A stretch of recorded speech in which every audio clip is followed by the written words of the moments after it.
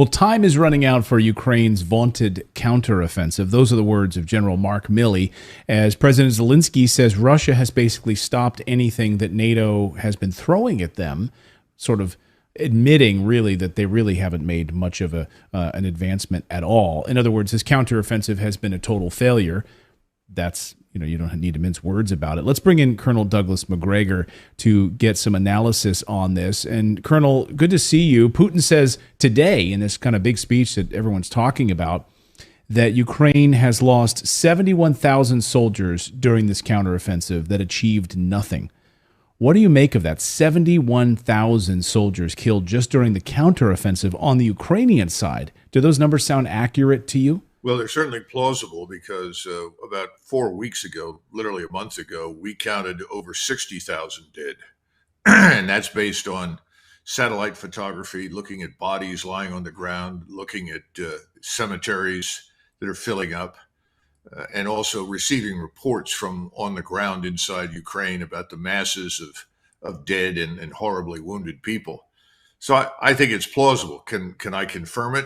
I can't. But I would say that the Russians have been far, far closer to the truth when they report casualties than the Ukrainians have.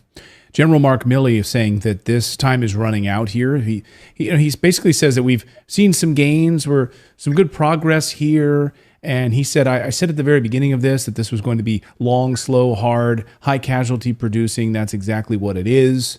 But he thinks that there's confidence. He has a lot of confidence that, Ukraine is going to break through in the next 45 days or so before the bad weather sets in. What do you make of Mark Milley's comments? Well, setting aside whether or not anybody wants to listen to Mark Milley, I haven't heard the truth from that man's mouth for years. He's the ultimate political puppet.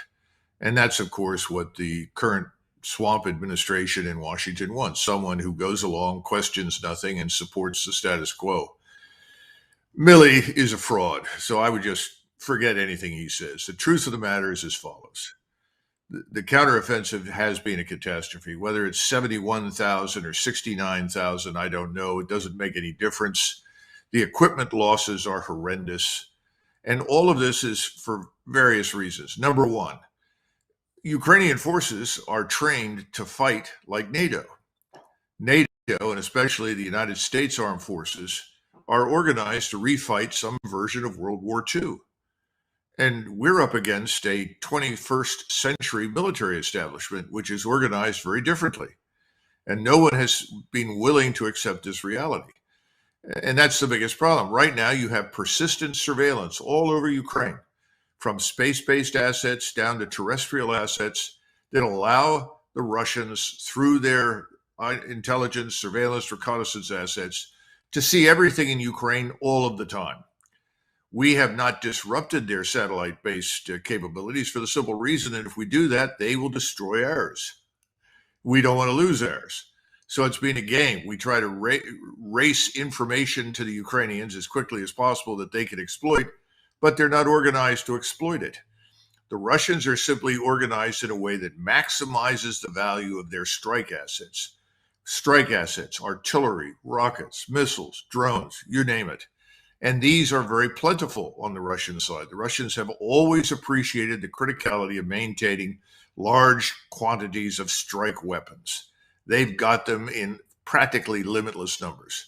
You link those to all of these overhead surveillance capabilities, and then you have an automatic warfare capability. Something moves towards your lines, something seems to be threatening.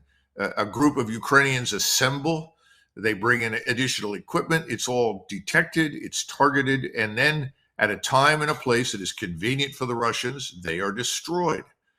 We failed to come to terms with this reality.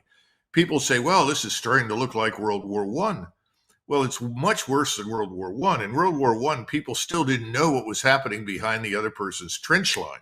Today, the Russians know exactly what's going on in Ukraine. And they've decided to simply sit and let the Ukrainians impale themselves. The question is, how much longer do they sit?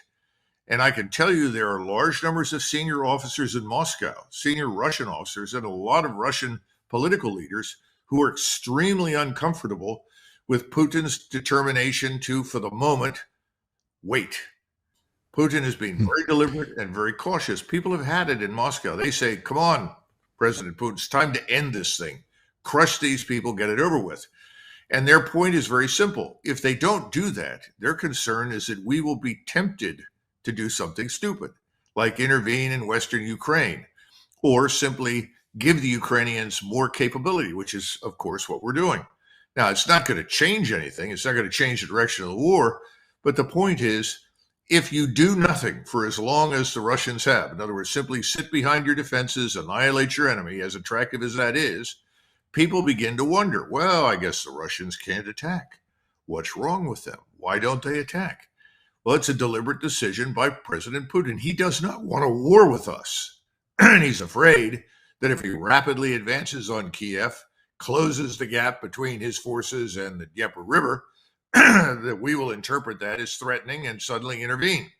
I think he's wrong. I think our opportunity to intervene is over.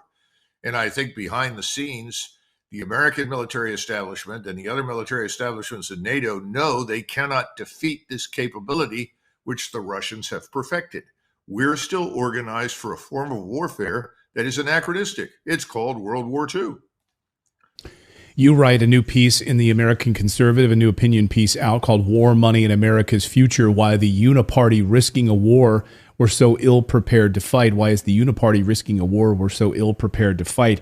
And what is the NATO-U.S. strategy then? If we're bleeding Europe to death, crushing them under sanctions by trying to place these sanctions against Russia, Europe is being crushed. The United States is being crushed. We could hit double-digit interest rates on the real estate front of the United States, wages continuing to decline, and unemployment continuing to go up on the United States side. So what is Washington's proxy war endgame here? Is it to just sit and continue to funnel money and weapons into this war zone in perpetuity? Or do they actually have an end game? Well, remember that the original purpose of this entire operation was to bleed Russia to death. No, right. It was to harm their economy, wear them out, exhaust their resources. Well, that was absurd. And the opposite has happened. Our resources are being exhausted. Right now, we know, and I'm sure you saw this in the article, and this is something a lot of Americans need to understand, that the amount of money it takes us to service the debt is now equal to our defense budget, roughly $1 trillion. How much longer can you do this? And I think that's something else that Putin, who is an economist, remember the man has a doctorate in economics, he's been watching this, and I think he's been betting heavily that not only America's economy or financial system is going to go into crisis, but I think he's expecting the Europeans to simply slide into recession or depression or worse, and that will bring an end to this conflict, at which point in time he can advance without much opposition.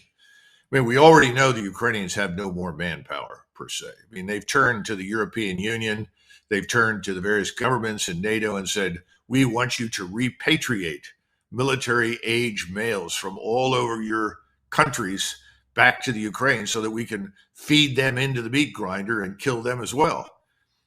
I don't know how that's going to turn out. I was really depressed when I discovered that the Irish Republic had agreed to do it. But I think in Poland and other countries, there's a reluctance to do that because they feel they may face armed opposition inside their own countries from Ukrainians that say, no, I'm not going back. I'm not prepared to die. So I think we've already hit the end game. The question is, as you put it, what are we going to do? And Nuland and Blinken apparently flew off recently and said, oh, let's freeze the conflict. Well, that's a non-starter. The Russians have been telling us for months, forget it. They're not going to do that. What does that mean, freeze the conflict? What does that entail? Well, I think what they believe it entails is something like a divided Korea, that you come to some sort of agreement along the line of contact and you say, we'll stay on this side, you stay on that side. They see it in the West, particularly in Washington, as a face-saving measure. The Russians aren't going to do it. What the Russians will not accept is any Ukrainian state of any kind that is aligned with NATO. Number one, can't happen. Right. Otherwise, they fought this war for no purpose. Remember, this is all about the existential threat that we present inside Ukraine to Russia. So that's out of the question. And the issue is, how do you turn to the Russians if you're in Washington in front of the American people and in front of your allies and say, look, we were wrong. You aren't weak. And we've got serious problems at home. We've got to pack it in, go home and take care of our own problems. Well, in their minds, they've just been defeated. They've admitted that they have to surrender and walk away. So in Washington, to get back to your original question, what are you going to do? You just double down and continue to do the stupid things that have failed utterly to produce any success. So send them more ATACMS missiles, send them German Taurus missiles, send whatever somebody else has got out there, especially since you know they don't have any troops to speak of. So send them long-range attack weapons that only require a few trained people, and then let them launch them to their heart's content at the Russians. And of course, again, they're going to attack Russian civilians in Russian towns and cities. We know that. They've done that before. This is insane. This is crazy, but that's where we are. I'll get you out of here on this, Colonel, which is, again, this 45-day weather window that General Milley mentioned, 30 to 45 days or so. What happens, do you believe, in this 45 days on the Russian side? And what happens after that 45-day window closes? Well, that's the question that none of us can actually answer to our satisfaction. And that's what I said at the beginning. I was talking to some friends in Europe that just returned from Moscow, and they're very well connected. They're actually in the journalistic community, and they said that in talking to senior Russian officials as well as senior military men on the general staff, the Russian attitude is, look, let's get this over with. Please, President Putin, let us attack. They've got 300,000 troops in reserve. It's not as though they don't have the capability to launch. And again, President Putin has chosen to wait. I think he truly believes that the situation in Europe will get so bad that NATO will simply crumble. People will simply say, well, we followed you as far as we can, Washington, and you've led us down the path to hell. Germany is being deindustrialized. One of the leading CEOs of one of the biggest chemical companies in Germany, and remember, these are industries that lead the world in many capabilities, has said, it's over. We're shutting down. We're being deindustrialized. So I think Putin has said, well, why don't we wait for Europeans to wake up, French and Germans particularly? But there is a fight in Moscow. It's not a fight in the sense that we would understand it, where people are yelling and screaming at each other. But behind the scenes, there is a big debate. Why wait? Let's get it over with. And Putin has been reluctant to do that for the reasons that we've outlined. So nobody really knows the answer at this point to your question. If you were in a bizarro world, if you happened to be an advisor to President Putin, if it were, again, a bizarro world or an alternative dimension, and you were giving advice to Putin whether to sit back and wait, watch Europe crumble, the United States crumble, or to take action and launch these 300,000, what would you do as a military advisor? Well, a lot of people ask me that question. I don't care to go to jail as a traitor to the American people. So I'm not going to advise President Putin, plus the fact he's done pretty well. I mean, the Russian casualties have been very low. His force is in excellent shape. He's coming out of this smelling like a rose. So I really think it's up to him. And he hasn't done badly. He's done very, very well. We're the ones who are in serious trouble. And the real issue is, what do we do? We've talked in the past about the border. The border is open. We don't know who's coming in there. Millions of people are pouring in. They're not an asset to us. They're going to be a burden to us. It's only a question of how much longer before we have an explosion inside the United States. I'm sure that President Putin is aware of that as well. So the situation in the West is terrible. And under those circumstances, it may be prudent for him to do what he's done, but he does have pressure on him. I can't advise him.